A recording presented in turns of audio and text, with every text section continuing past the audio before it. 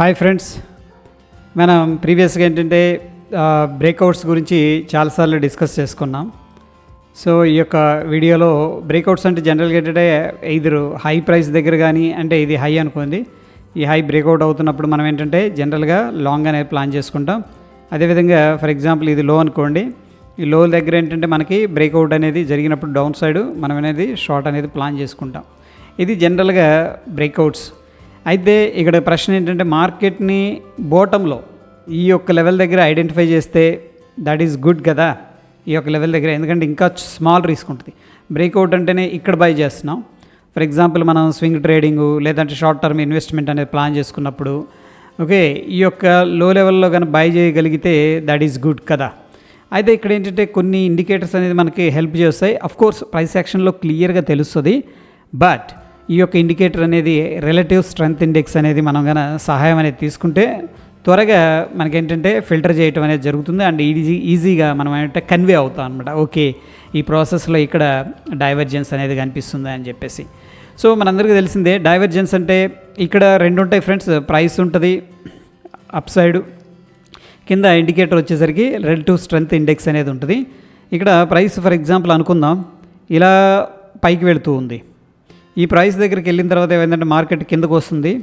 ఇప్పుడు ఆర్ఎస్ఐలో ఏం చెప్తుంది, యాజ్ ఇట్ ఈస్గా ఆర్ఎస్ఐ కూడా ప్రైస్ని ఫాలో అవుతుంది. ఫర్ ఎగ్జాంపుల్ ఈ లెవెల్ దగ్గర ఇది అనుకుందాం పీక్, బట్ సెకండ్ టైం మళ్ళీ హై అనేది బ్రేక్అవుట్ అయినప్పుడు చూడండి మార్కెట్ మళ్ళీ రిట్రేస్ తీసుకుంటుంది కదా. ఈ హై దగ్గర మనకి ప్రీవియస్ హై ఇది, ఈ లెవెల్ వచ్చేసరికి మనం అనుకుందాం 70 లెవెల్లో ఉంది. సో సెకండ్ టైం కన్నా అదే లెవెల్కి వెళ్లకుండా ఇలాగే యూటర్న్ తీసుకుంది అనుకోండి. ఇక్కడ యూటర్న్ తీసుకుంది, ఇక్కడ యూటర్న్ తీసుకుంది, బట్ ప్రీవియస్గా ఏదైతే లెవెల్ ఉందో ఆ లెవెల్కి వెళ్ళలేకపోయింది. దీన్ని మనం సింపుల్గా చెప్పాలంటే ఆర్ఎస్ఐ ఏమో ఏం చెప్తుంది, వీక్గా ఉన్నా అని చెప్తుంది, ప్రైస్ ఏమో స్ట్రాంగ్గా ఉన్నా అని చెప్తుంది. దీన్ని బట్టి మనకి ఏమర్థమవుతుందంటే రిలేటివ్ స్ట్రెంగ్త్ ఇండెక్స్ ప్రకారం స్టాక్ అనేది వీక్గా ట్రేడ్ అవుతుంది as compare to the previous swing అనమాట. సో దీన్ని మనం డైవర్జెన్స్ అంటాం. అయితే ఇక్కడ ఏమి డైవర్జెన్స్ తీసుకుంటాం, ప్రైస్ ఏమో అప్ సైడ్ వెళ్తూ ఉంది, అదేవిధంగా ఆర్ఎస్ఐ ఏమో డౌన్ సైడ్ వెళ్తుంది, కాబట్టి నెగిటివ్ డైవర్జెన్స్ అనేది తీసుకుంటాం ఇక్కడ. దీన్ని నెగిటివ్ డైవర్జెన్స్ అంటాం. అదేవిధంగా ఫర్ ఎగ్జాంపుల్ ఇక్కడ వచ్చేసరికి ప్రైస్ ఉంది, ఇక్కడ వచ్చేసరికి రిలేటివ్ స్ట్రెంగ్త్ ఇండెక్స్ ఉంది. ఇక్కడ చూడండి ప్రైస్ అనేది కిందకు వచ్చింది, కిందకు వచ్చిన తర్వాత కొద్దిగా రిట్రేస్మెంట్ జరుగుతుంది. ఈ పాయింట్ దగ్గర మనం అబ్జర్వ్ చేస్తూ ఉన్నాం. ఇక్కడ బై చేయాలా వద్దా అనేది క్వశ్చన్ మార్క్ అనమాట. నవ్ ఏంటంటే రిలేటివ్ స్ట్రెంత్ కూడా దీన్ని ఫాలో అవుతుంది. సో ఆబ్వియస్గా ఈ స్వింగ్ దగ్గర ఇది కూడా యూటర్న్ తీసుకుంటుంది. ఏదైతే ఇక్కడ యూటర్న్ తీసుకుందో ఇక్కడికి యూటర్న్ తీసుకుంటుంది. బట్ చూడండి మార్కెట్ ఒకవేళ రిట్రేస్ తీసుకున్న తర్వాత మళ్ళీ ఇంకో స్వింగ్ అనేది, అంటే ప్రీవియస్గా ఈ యొక్క లో ఏదైతే ఉందో ఆ లోని బ్రేక్ చేసింది అనుకుందాం ఫర్ ఎగ్జాంపుల్, అక్కడ కూడా మళ్ళీ రిట్రేస్మెంట్ అనేది తీసుకుంది. ఇది రిట్రేస్మెంట్ అనుకుందాం. ఇక్కడ మనం బై చేయాలా లేదా అనేది క్వశ్చన్ మార్క్ అనమాట. అదేవిధంగా మనం చూసుకున్నట్టయితే ప్రీవియస్ ఈ యొక్క లో అనేది అనుకుందాం ఒక 35 లెవెల్ అనుకుందాం, దీని value RSI value. Okay, second time ఏం చేసిందంటే ఆర్ఎస్ఐ దీన్ని ఫాలో అయింది కదా, దాని తర్వాత ఇక్కడ నుంచి ఇక్కడికి వెళ్ళింది. ఇదేమో 35 ఉంది, ఇది వచ్చేసరికి ఫర్ ఎగ్జాంపుల్ అనుకుందాం 45. సో ఇక్కడేమో హైయర్ హై క్రియేట్ చేస్తుంది. ఇక్కడ చూడండి మనం అబ్జర్వ్ చేస్తే ఇదేం పైకి వెళ్తుంది, అండ్ ఇక్కడ ప్రైస్ ఏమో డౌన్ సైడ్ వెళ్తుంది. ప్రైస్ వీక్గా కనిపిస్తుంది, అదేవిధంగా ఆర్ఎస్ఐ ఏం చెప్తుంది, స్ట్రాంగ్గా కనిపిస్తుంది. సో ఇప్పుడు మనం ఆర్ఎస్ఐకి వెయిటేజ్ ఇవ్వడం అనేది జరుగుతుంది. సో ఇచ్చి మనం ఏం చెప్తామంటే ప్రీవియస్ లో అనేది ఇక్కడ ప్రైస్లో అయితే ప్రీవియస్ లోని బ్రేక్ చేసింది కదా, ఇక్కడ లో ఇది బ్రేక్ చేసింది, బట్ ఆర్ఎస్ఐ ఏం చేసింది, బ్రేక్ చేయలేదు, ఇంకా అక్కడ నుంచి కూడా యూటర్న్ తీసుకుంది. దీన్ని మనం ఏమంటామంటే సింపుల్గా చెప్పాలంటే పాజిటివ్ డైవర్జెన్స్ అంటాం. సో కొన్ని ఎగ్జాంపుల్స్ అనేది చూపిస్తాను, సో దట్ ఏంటంటే మనకు అర్థమవుతుంది. అయితే ఫ్రెండ్స్ ఇక్కడ ఏంటంటే లాస్ట్ 14 పీరియడ్ ఏదైతే ఉందో అసలు యాక్చువల్గా ఏంటంటే మనకి రిలేటివ్ స్ట్రెంగ్త్ ఇండెక్స్లో లాస్ట్ 14 క్యాండిల్స్ ఉంటుంది కదా, ఇట్లా వన్ డేకి దాని యొక్క యావరేజ్ తీసుకోవడం అనేది జరుగుతుంది. సో క్లోజింగ్ బేసిస్లో అయితే ఈ యొక్క క్యాండిల్ సైజు పెరుగుతుంది అనుకోండి, ఇక్కడికి వచ్చిన తర్వాత మనకేంటంటే డైవర్జెన్స్ అనేది స్టార్ట్ అవుతుంది అనమాట. ఓకే, సో ఈ యొక్క స్వింగ్స్ దగ్గర మనం అబ్జర్వ్ చేసుకొని ఈ ఆర్ఎస్ఐ అనేది డ్రా చేసుకొని దాన్ని బేస్ చేసుకొని ఏంటంటే లో రిస్క్ ఎంట్రీ. ఎందుకంటే మనకి ఇక్కడ చూడండి మార్కెట్ డ్రాప్ అయింది, పైకి వెళ్ళింది, మళ్ళీ డ్రాప్ అయింది, ఇక్కడ యూటర్న్ తీసుకుంటుంది. ఇక్కడ ఐడెంటిఫై చేసామనుకోండి మనకేంటంటే రిస్క్ రివార్డ్ చాలా తక్కువ ఉంటుంది. ఒకవేళ మనం రాంగ్ అయితే ఇక్కడ ఎంట్రీ తీసుకున్నాం based on the price action. ఈ స్మాల్ స్వింగ్లో అనేది ఏంటంటే మనం స్టాప్ లాస్ అనేది మెయింటైన్ చేసుకుంటాం. Small risk and maybe even మనం ఏదైతే బ్రేక్అవుట్ లెవెల్ అనుకున్నాం అక్కడికల్లా మనకి ఏంటంటే ఆల్రెడీ గుడ్ రిస్క్ రివార్డ్ అనేది రావటం అనేది జరుగుతుంది. ఓకే, సో దానికోసం ఒక ఎగ్జాంపుల్ అనేది చూపిస్తాను చూడండి. అయితే ఫ్రెండ్స్ ఇక్కడ ఎగ్జాంపుల్ కోసం HDFC asset management weekly time frame అనేది తీసుకుంటాం. మనం చూస్తున్న చార్ట్ అనేది వీక్లీ టైం ఫ్రేమ్. అయితే కొంతమందికి డౌట్ రావచ్చు, ఇప్పుడు మనం లాస్ట్ 14 క్యాండిల్స్ యావరేజ్ తీసుకుంటుంది అన్నాము కదా, అంటే డైలీ తీసుకుంటుందా వీక్లీ తీసుకుంటుందా అని చెప్పేసి. మనం ఏ టైం ఫ్రేమ్లో అయితే చూస్తున్నామో ఆ యొక్క టైం ఫ్రేమ్లో మాత్రమే ఈ క్యాండిల్స్ అనేది తీసుకుంటుంది. లాస్ట్ 14 వీక్స్ యావరేజ్ అనేది తీసుకుంటుంది అనమాట. తీసుకొని ఇది క్యాలిక్యులేట్ చేయడం అనేది జరుగుతుంది. ఒకవేళ మనం 5 మినిట్స్లో ఉంటే లాస్ట్ 14 క్యాండిల్స్ 5 మినిట్స్ క్యాండిల్స్ ఉంటాయి కదా, ఒక్కొక్కటి దాని యొక్క యావరేజ్ తీసుకొని దీన్ని ప్లాట్ చేయడం అనేది జరుగుతుంది. ఎనీహౌ ఇక్కడ మనకేంటంటే మార్కెట్ డౌన్ ట్రెండ్లో ఉంది. ఇక్కడంతా కూడా డౌన్ ట్రెండ్ వెళ్తూ ఉంది, మళ్ళీ రైజ్ అయింది, మళ్ళీ కిందకు వచ్చింది.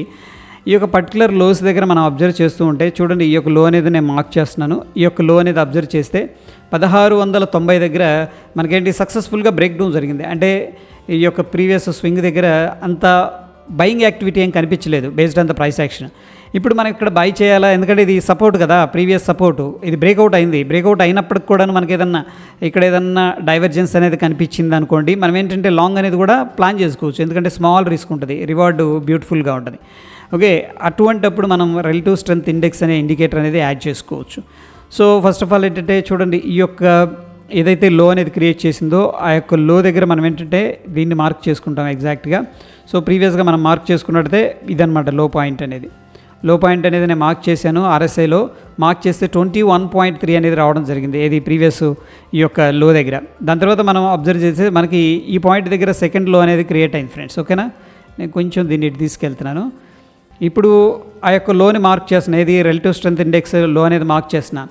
ఇక్కడ మనం అబ్జర్వ్ చేస్తే ఈ యొక్క లెవెల్ దగ్గర ఏమో రిలేటివ్ స్ట్రెంత్ ఇండెక్స్ లో వాల్యూ వచ్చేసరికి 21.36 ఉంది, బట్ ఈ లో దగ్గర ఏమో 27 ఉంది. బట్ ప్రైస్ ఏమో ఈ యొక్క ప్రీవియస్ లో అనేది నేను మార్క్ చేస్తున్నాను. ఒకసారి చూడండి, ఇది ప్రీవియస్ లో, దాని తర్వాత వచ్చిన లో. ఇక్కడ వచ్చేసరికి ప్రీవియస్ లో ఏదైతే ఉందో దాన్ని బ్రేక్ చేసి ఇంకొక లో అనేది క్రియేట్ చేసింది. బట్ ఆర్ఎస్ఐలో మాత్రం హైయర్ హైస్ క్రియేట్ చేసిందనమాట.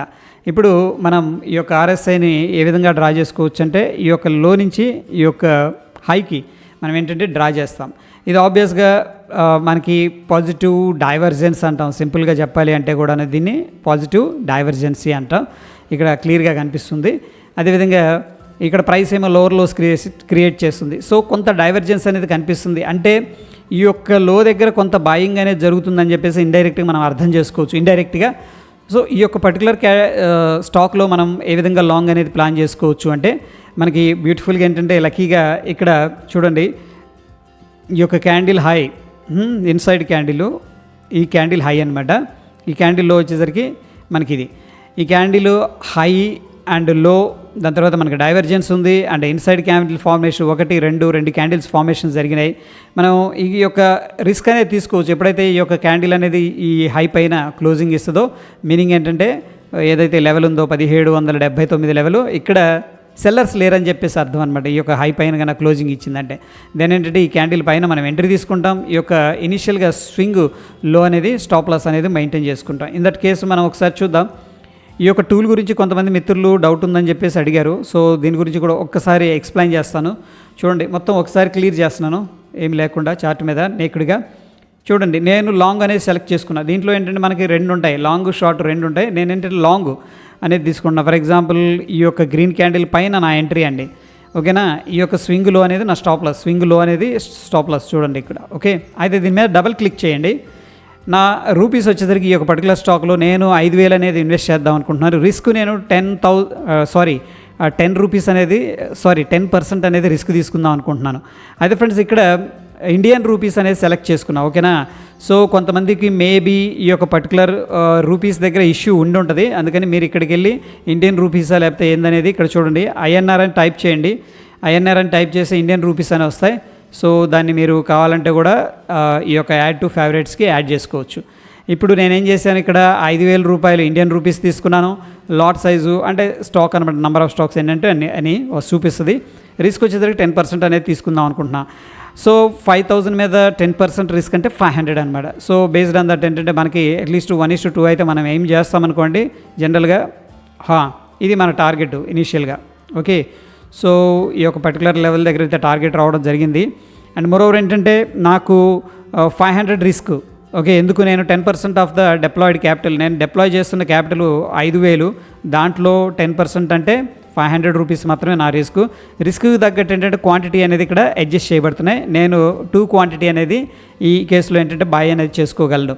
సో చేసుకుంటే అక్కడ నుంచి కూడా ఆఫ్ కోర్స్ ఏంటంటే మార్కెట్ అనేది ఆబ్వియస్గా 3.67% అంటే టైమ్స్ అనేది రావడం జరిగింది. ₹1 అనేది రిస్క్ చేస్తున్నాం, ₹3.67 అనేది సంపాదించడానికి. ఎనీహౌ ఏంటంటే మనకి ఇక్కడ ఇనిషియల్గా 1:2 అనేది పెట్టుకోండి, పార్షియల్ ఎగ్జిట్ తీసుకోండి, ట్రయల్ చేస్తూ వెళ్ళిపోండి. ఓకేనా? So based on the bigger picture. అయితే ఫ్రెండ్స్, మనం ఏంటంటే ఈ యొక్క డైవర్జెన్స్ అనేది తీసుకునేటప్పుడు పాజిటివ్ డైవర్జెన్స్ తీసుకోవచ్చు, నెగిటివ్ డైవర్జెన్స్ అనేది తీసుకోవచ్చు. ఓకేనా? హోప్ ఈ వీడియో హెల్ప్ అయిందని చెప్పేసి అనుకుంటున్నాను. స్టిల్ డైవర్జెన్స్కి సంబంధించి ఎటువంటి డౌట్స్ ఉన్నాయంటే కింద కామెంట్ రూపంలో అడగండి, డెఫినెట్గా నేను అనేది ఆన్సర్ చేస్తాను ఫ్రెండ్స్. ఓకే, ఒకవేళ వీడియో హెల్ప్ అయింది అనుకుంటే లైక్ చేయండి. మరొక ఎపిసోడ్ మళ్ళీ కలుసుకుందాం ఫ్రెండ్స్. Stay tune. ధన్యవాదాలు.